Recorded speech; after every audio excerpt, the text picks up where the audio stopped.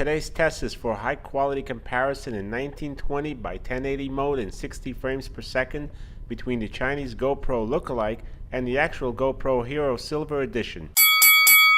In the left corner, weighing 65 grams, is the Chinese challenger Eken H9. In the right corner, the heavyweight champ at 84 grams, GoPro Hero 4 Silver.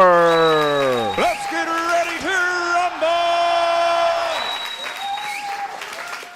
The Eken fails the first indoor white balance test and is picking up some type of video pulsating interference from the LED room lights. The Hero 4 is perfect. Another indoor low lighting clip, you can immediately notice the high contrast in the Eken and brighter blacks and colors as we switch between cameras on the same clip.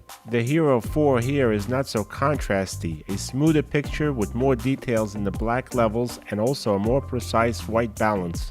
Both cameras are exposing the low-level lighting scene here properly. The Eken here is a much brighter image with its high contrast and vibrant colors. There is more detail than the Hero 4, but the Hero 4 has a better white balance. Here the Eken is brighter, but the Hero 4 contains a lot more information within the blacks of the image, as its contrast is much lower than the Eken. I've mounted both cameras on a single bracket side by side to perform these comparative tests. Comparing these cameras in normal daylight conditions, the Eken looks great with its high contrast and bright colors. The Hero 4 produces a smoother image, not as rich in color, but there is more shadow depth as you can see in the palm trees. In a side comparison, notice the shades of black in the trees while the Eken is totally black yet still looking good. Let's examine the black levels and the sharpness between the two cameras in more detail.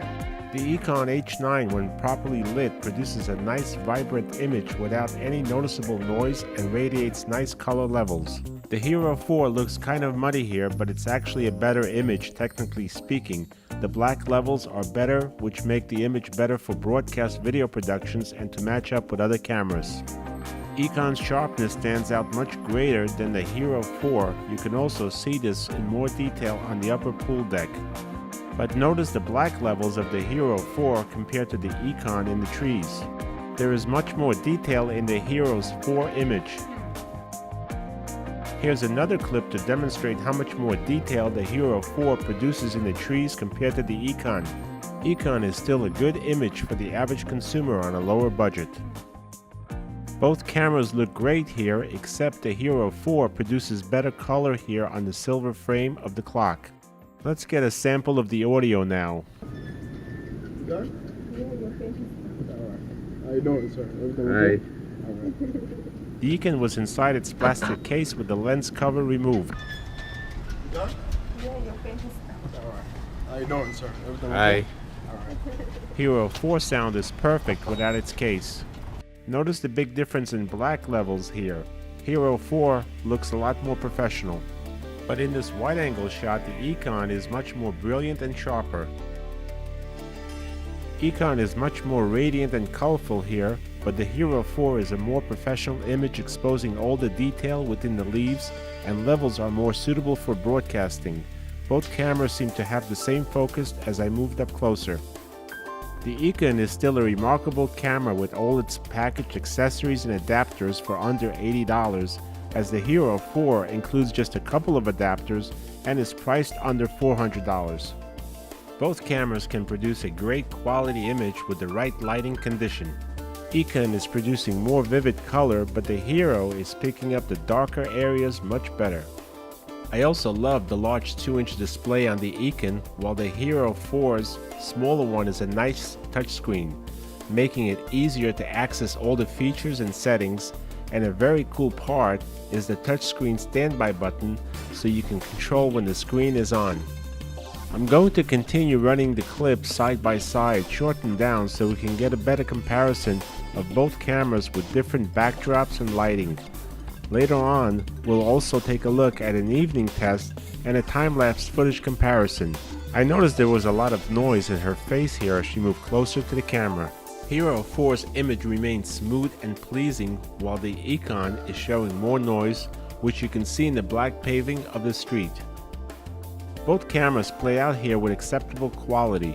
except when we start seeing too much black in the Eken when the light falls brighter in the background.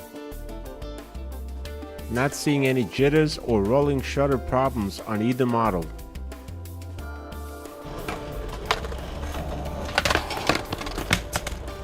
On my monitor, I could see a much smoother facial image from the Hero 4 than the Eken.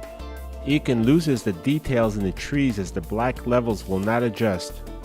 Here the facial image also loses from the Eken's high contrast level. Hero 4 has less of a red bleed than the Eken. Seems there is more moray noise from the grass showing up on the Eken compared to the Hero. Notice how fast the Eken gets dark as the Hero maintains its exposure properly. We are losing daylight, but the Hero is still brighter as it maintains its exposure while reducing any image noise. Here it's overcast and the Hero 4 is doing a great job keeping the image evenly lit.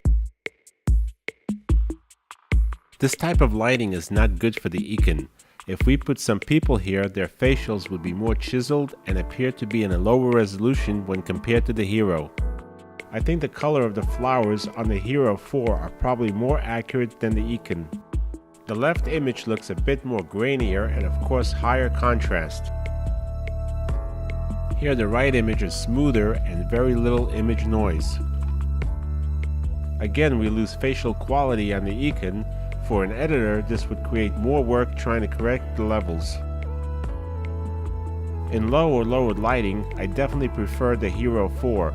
It would save me a lot of post-production work. The Hero 4 is also a slight wider lens in wide mode, and there's a super wide which make it much wider than the Eken.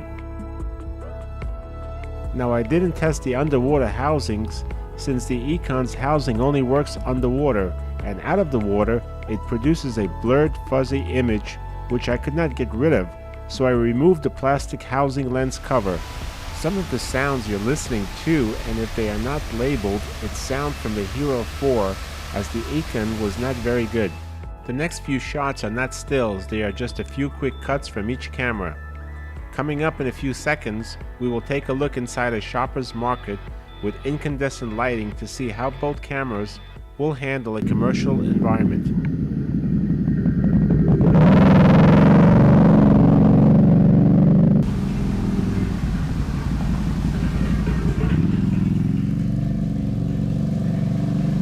Notice how the exposure changes differently on each camera. Next, we are going to try low lighting in a commercial environment under incandescent lights.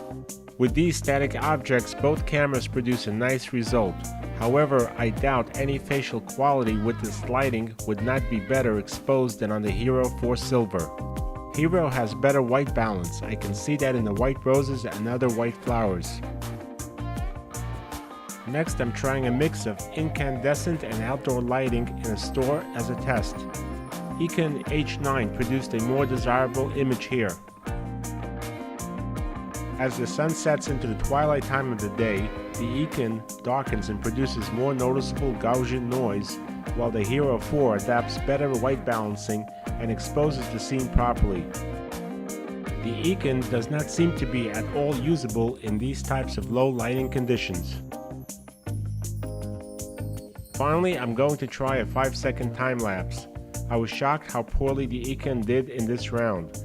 Totally unusable and a big disappointment, but I'm not sure if perhaps the battery was low and had ruined the time lapse somehow.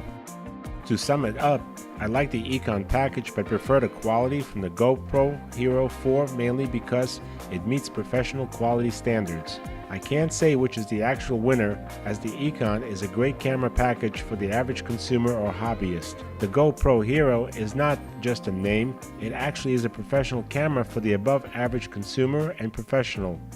Both cameras serve a purpose for specific needs. Thanks again for watching, and catch our next show when we compare the GoPro 4 Hero to the Sony HDR AS15 and also to the Canon EOS 7D.